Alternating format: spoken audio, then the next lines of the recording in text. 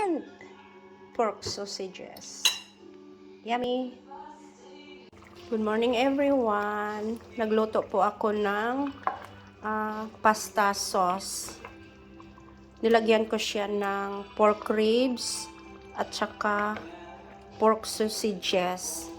Ito yung style namin para medyo malasa yung sauce.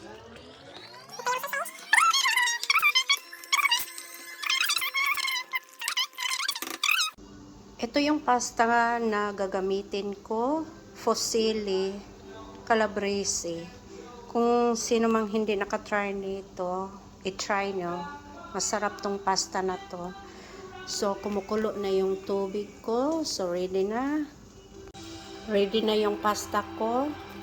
I-boil ko siya ng mga 10 to 12 minutes.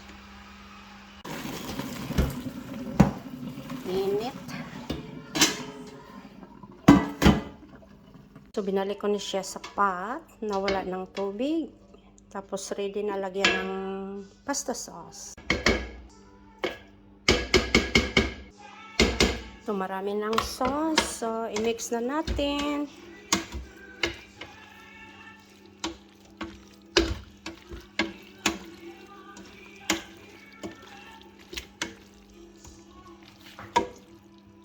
I have a special plate for pasta.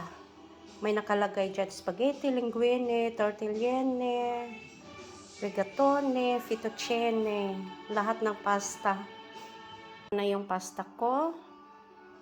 Lagyan ko ng cheese para mas yummy. Kain po tayo.